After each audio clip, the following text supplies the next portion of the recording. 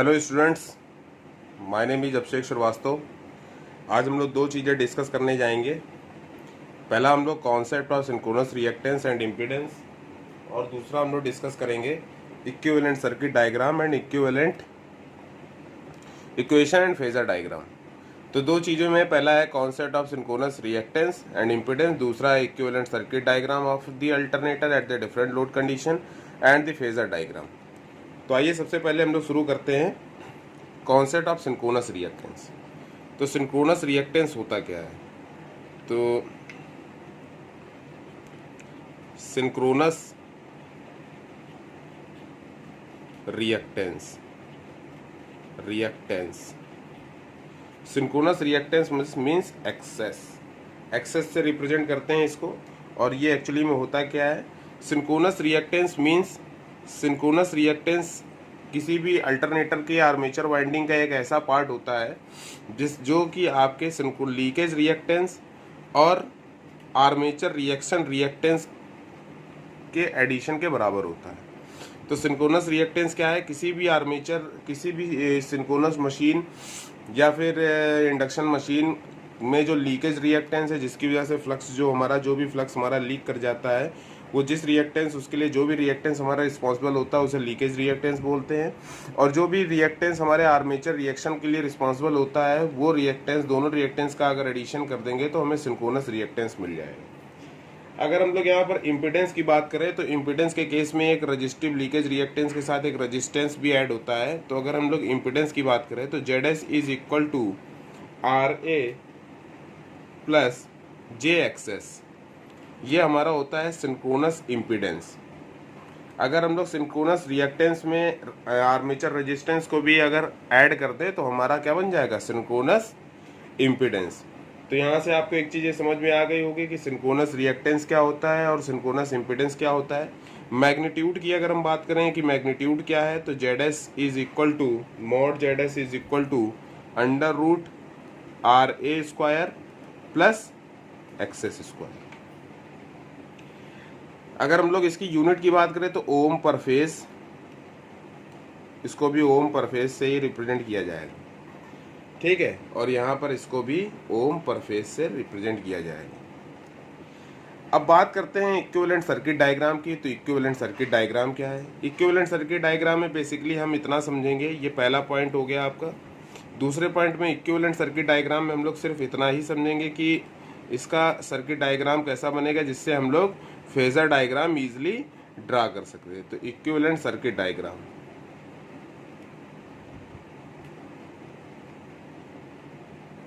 इसमें आप क्या देखेंगे? इक्विवेलेंट सर्किट डायग्राम में क्या चीज है? बेसिकली आपका एक जनरेटेड EMF होगा जिसको हम लोग EPH से रिप्रेजेंट कर रहे हैं। जनरेटेड EMF होगा, यहाँ पर एक रेजिस्टेंस होगा आर्मेचर, जहाँ पर आपका रिएक्टेंस होगा, और इसी के साथ यहाँ पर आपकी लोडिंग कंडीशन होगी, ठीक है। तो इसको हम लोग क्या मान लेंगे? ये हमारा क्या है? लोडिंग कंडीशन है। तो यहाँ पर लोड होगा, ये लोड आपका यूनिटी पावर फैक्टर का भी रेजिस्टिव भी हो सकता है, इंडक्टिव भी हो सकता है, कैपेसिटिव लोड भी हो सकता है। और यहाँ पर जो आपको वोल्टेज देखने को मिलेगा वो होगा आपका VL यानी टर्मिनल वोल्टेज। और यहाँ पर जो आपको करंट देखने को मिलेगी उसे बोलेंगे आर्मेचर करंट। ये आपका क्या है? ये आपका RA है, ये XS है, और इन दोनों को अगर मिला देंगे तो हमारा ये ZS हो जाएगा, ठीक है। तो यहाँ पर EPH क्या है? EPH आपका EMF, जनरेटेड EMF पर फेज है, इंड्यूस्ड EMF पर phase on no load condition. ये RA क्या है? ये आर्मेचर रेजिस्टेंस है। XS क्या है? सिंक्रोनस रिएक्टेंस है, अभी मैंने आपको बताया। ZS क्या है? सिंक्रोनस इम्पीडेंस है। IA क्या है? आपका आर्मेचर करंट है। और यहाँ पर VL क्या है? लोड टर्मिनल वोल्टेज है या लोड वोल्टेज है या लोड के क्रॉस वोल्टेज है। आइए हम लोग आगे समझते हैं। अगर हम लोग इसमें इक्विवेलेंट सर्किट डायग्राम में देखें डिफरेंट लोड कंडीशन पे, तो पहली लोड कंडीशन पे देख लेते हैं कि अगर यूनिटी पावर फैक्टर का लोड लगा हुआ है, यूनिटी पावर फैक्टर के केस में, तो हमारा फेजर डायग्राम कैसा बनता है? फेजर डायग्राम के देखेंगे तो आप नॉर्मली देख लीजिए, अगर यहाँ KVL इक्वेशन में और यहाँ रजिस्टिव लोड लगा हुआ है, इसको हम लोग फिर से डायग्राम बना लेते हैं। ये आपका है EPH, ठीक है। यहाँ पर आपका एक RA लगा है, ये आपका XS है, और यहाँ पर आपका एक रजिस्टिव लोड लग गया है जिसको ये लोड है, इसका हम लोग RL से रिप्रेजेंट करते हैं। तो यहाँ पर ईएमएफ इक्वेशन आपकी जनरली क्या बन जाएगी, ईएमएफ इक्वेशन आपकी बन जाएगी EPH इज इक्वल टू, इसके अक्रॉस अगर वोल्टेज आपका VL है तो अगर हम लोग इसके अक्रॉस वोल्टेज VL मान ले तो VL प्लस यहाँ पर आपकी करंट क्या होगी IA, ये हो जाएगी IAZS। ठीक है, तो ये यूनिटी पावर फैक्टर के लिए आपका क्या है, एक आपकी इक्वेशन निकल के आ गई। फेजर डायग्राम अगर हम लोग ड्रा करना चाहें तो आपका क्या हो जाएगा, ये हो गया आपका VL।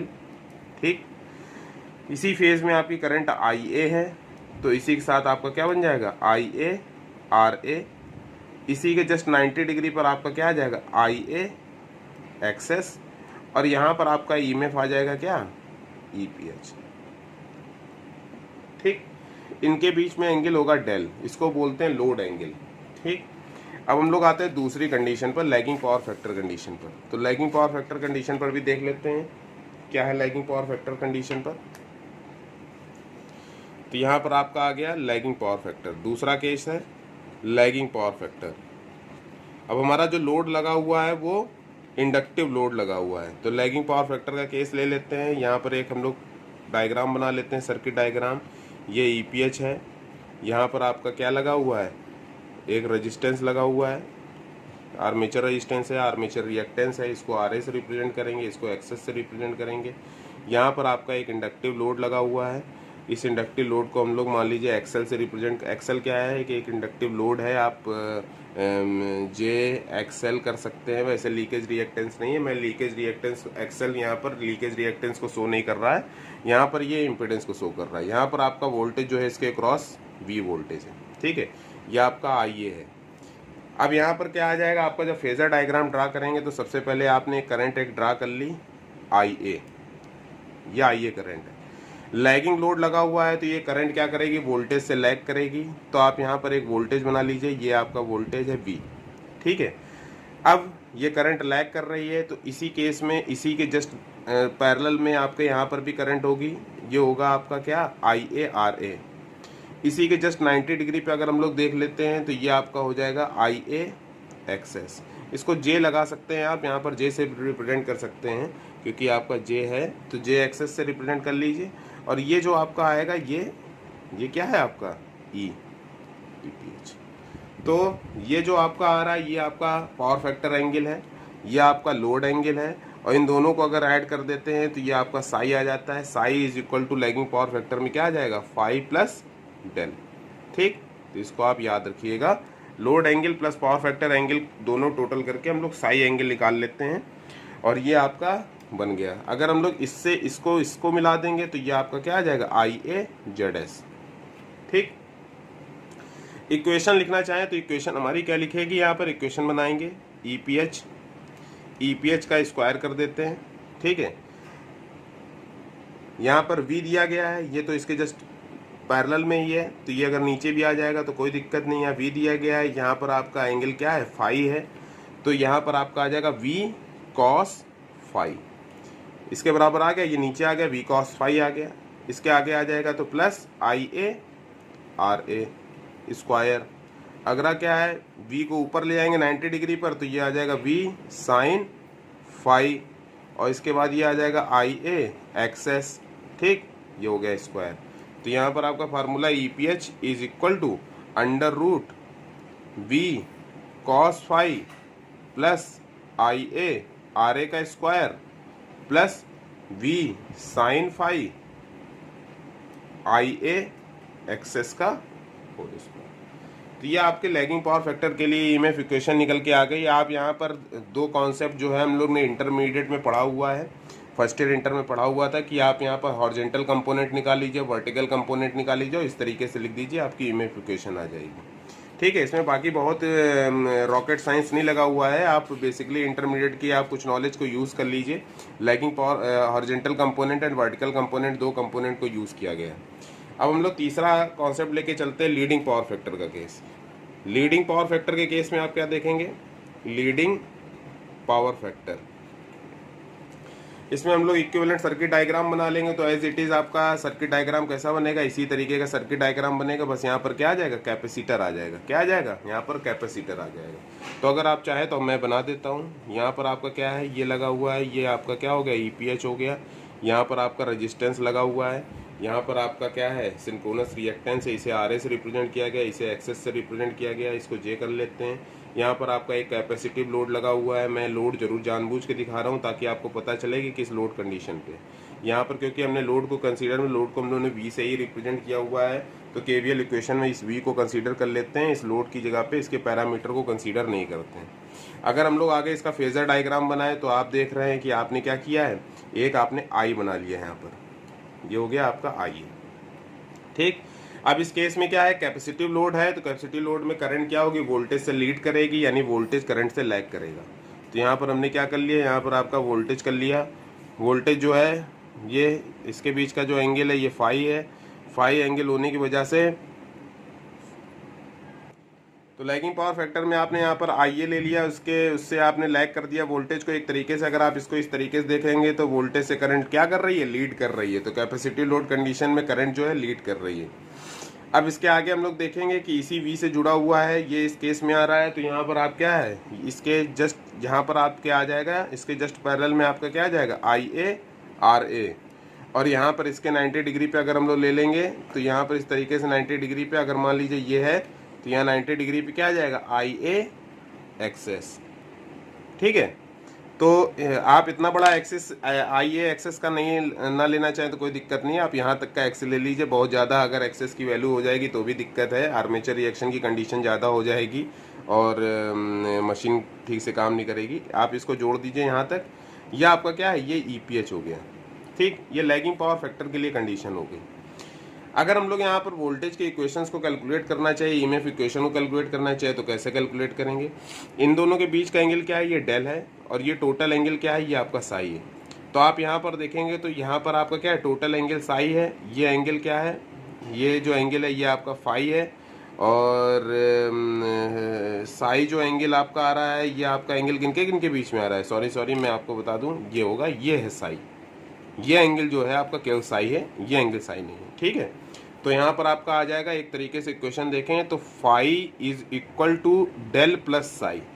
अगर साई इज इक्वल टू लिखेंगे तो डेल माइनस फाई हो जाएगा। तो ये इक्वेशन आ गई। ठीक है, और इक्वेशन हम लोग EMF इक्वेशन को कैलकुलेट करते हैं तो आपका आ जाएगा EPH square is equal to V cos phi plus IA RA का होल स्क्वायर। तो ये हो जाएगा V cos फाई, I पे ले जाएंगे तो V cos phi IA RA का स्क्वायर, प्लस अगर हम लोग वर्टिकल कंपोनेंट ले लें तो आप देख रहे हैं वर्टिकल कंपोनेंट में अगर V का वर्टिकल कंपोनेंट लेंगे तो वर्टिकल कंपोनेंट नीचे की तरफ जाएगा, और IA एक्सेस क्या है, ये ऊपर की तरफ है, तो यानी इन दोनों में सब्ट्रैक्शन हो जाएगा। तो V sin phi minus IA XS का स्क्वायर। तो आप यहाँ पर फार्मूले को अगर सॉल्व करेंगे तो ये आ जाएगा under root V cos phi plus IA RA का square plus V sin phi minus IA XS का स्क्वायर।